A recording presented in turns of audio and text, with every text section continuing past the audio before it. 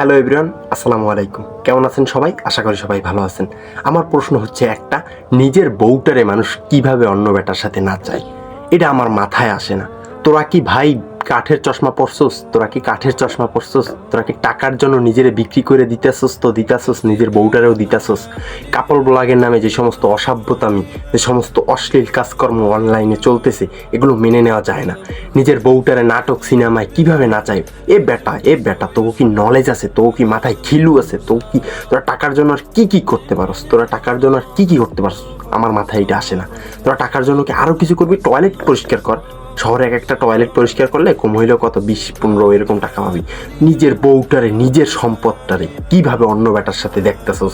এই ঠুলাইতেছে, জড়াই ধরতেছে, চুমা খাইতেছে, কিভাবে পারস ভাই? তোকে কি মাথায় কি ঘিলু নাই? তোরা কি ঘিলু ছাড়াই পৃথিবীতে আসছস? তোদের কি টাকার এতই অভাব? নিজের বউটারে কিভাবে সম্ভব? মাথায় ঘিলু নাই তোদের? হে বেটা, টাকা দিয়ে কি করবি? বেটা? তোরা তোরা ভিক্ষা, এর চাইতে ভিক্ষা ভালো, এর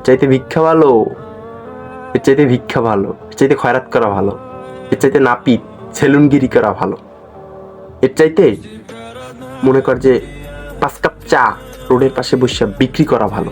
তারপরও নিজের বউটারে অন্য বেটার সাথে কেমনে নাচাস ভাই? কেমনে? তোরা বিবেক বুদ্ধি কি সব খাইছস?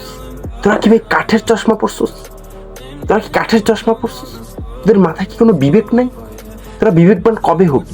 তোরা টাকার জন্য আরো কত কি করবি? হ্যাঁ, আমার একটু বলিস ভাই। তোরা নিজের সম্পদটা ওই বুইনগুলোও বোঝে না, টাকার জন্য কি না করে।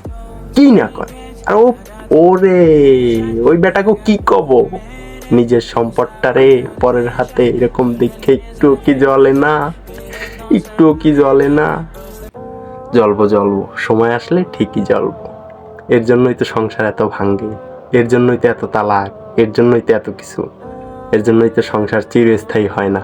হায় রে ভাইয়ারা, কবে যে বুঝবা একদিন বুঝবা। বুঝতে তোমাকে হবেই।